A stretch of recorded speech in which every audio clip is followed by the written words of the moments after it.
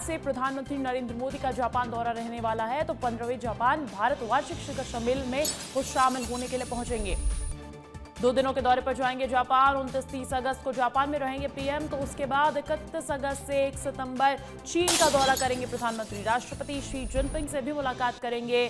Tianjin में SCO शिखर सम्मेलन में शामिल होंगे। प्रधानमंत्री नरेंद्र मोदी इस महीने के अंत में, यानी कि अभी से शुरू होकर 29, 30, 31 और 1 सितंबर तक वो जापान और चीन का दौरा करने वाले हैं। 15वें भारत जापान वार्षिक शिखर सम्मेलन में शामिल होंगे। 2 दिनों के दौरे पर जाएंगे जापान। प्रत्युष सिंह का रुख कर लेते हैं दिल्ली से, मेरे साथ लाइव जुड़ गए हैं अपडेट्स के साथ। प्रत्युष, प्रधानमंत्री का ये जापान और चीन का दौरा कैसे समझा जाए, क्या इसकी महत्वपूर्ण जानकारी निकलकर सामने आ रही है?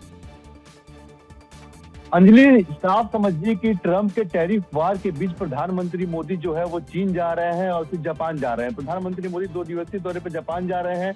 ये मोदी का 8वां जापान दौरा होगा, क्योंकि क्या है कि अभी टैरिफ वार चल रहा है। इसी बीच जो रसिया है वो साफ तौर पे कह दिया है कि भारत के लिए जो है रसिया का बाजार खुला हुआ है और हमको टैरिफ वार से निपटने के लिए चाइना और जापान का जो मार्केट है वो हमें अपने पास करना होगा। तो जो चाइना है उसके साथ तो हमारे जो व्यापारिक संबंध है वो ठीक है, लेकिन जो जापान है उसके साथ हम चाहते हैं कि हमारे जो निर्यात का जो संबंध है उससे हम बढ़ावा करें, इजाफा करें। और पीएम मोदी जो 2 दिवसीय अपने दौरे पे जा रहे हैं, इसमें वहाँ के प्रधानमंत्री से मुलाकात होगी उनकी, और इसमें साफ तौर पे आर्थिक जो रणनीति है इस पे काम किया जाएगा। जो एशियाई कंट्री है इस पे वो काम करेगी, क्योंकि 50% जो टैरिफ है वो बहुत ज्यादा है। और जब एक बार पीएम मोदी जो ट्रायंगल बनाने की कोशिश कर रहे हैं, इसका मतलब कि रसिया, जापान और चाइना और भारत, अगर हम रसिया, जापान और चाइना के साथ संबंध अपना अच्छा कर लेते हैं, खासकर जो हम निर्यात करते हैं, जो अपना सामान हम वहाँ पे बेचते हैं वहाँ के बाजार में जाके, तो हमें जो टैरिफ वार है इसका जो है असर कम देखने को मिलेगा। तो साफ समझिए